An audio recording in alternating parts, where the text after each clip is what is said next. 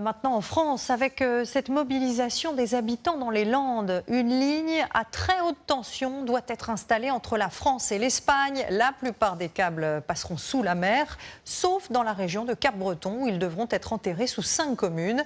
Et de nombreux habitants n'en veulent pas, comme nous l'expliquent Joanne Mavier et Noélie Claire.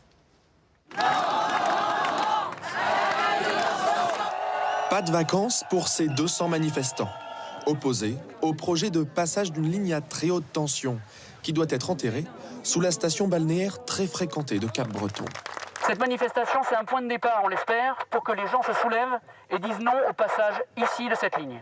Opération coup de poing pour attirer l'attention des touristes. On a décidé de battre le pavé et de faire un maximum de bruit pendant l'été, parce qu'on sait que les décisions qui vont être prises, elles vont être prises là, au mois d'août.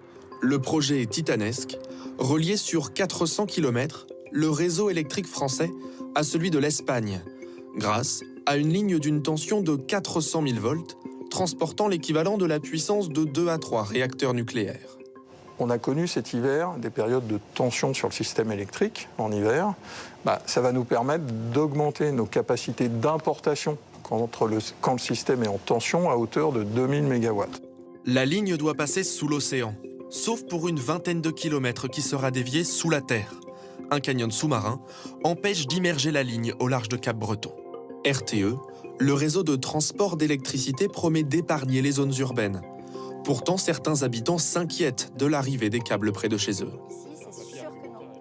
La ligne à haute tension, elle va passer là au sud et elle va tracer comme ça jusqu'à la commune d'Angresse qui est là-bas un peu plus loin.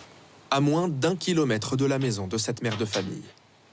C'est sûr que j'ai pas envie d'avoir une ligne à très haute tension à côté de la maison. Elle va passer dans la forêt, le long de la piste cyclable, où ma fille va emprunter pour aller au collège tous les jours. Enfin bon, voilà. Plusieurs dizaines de maisons sont à moins de 20 mètres du tracé. Quelle menace pour ces habitants! Les riverains s'appuient sur une directive européenne, pointant un risque théorique pour les patients équipés de stimulateurs cardiaques. Lors d'une réunion publique en avril 2021, diffusée sur Internet, un expert de RTE leur répond. Pour les porteurs de stimulateurs cardiaques, il y a effectivement un niveau de protection qui est abaissé. Pour RTE, le risque reste négligeable.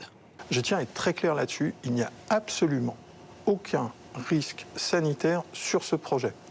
Aucune étude ne permet pour le moment d'y voir plus clair. Une seule certitude, 1,5 hectare de forêt pourrait être rasé si le projet aboutit. Inacceptable pour ses habitants.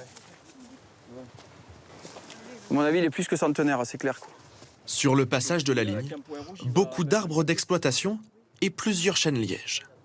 C'est les vieux arbres qui ont le plus de biodiversité, il ne faut pas l'oublier. Donc ces arbres-là, ils sont même plus importants qu'une centaine de jeunes arbres. Les dernières autorisations devraient bientôt être signées, avant le début des travaux en octobre prochain.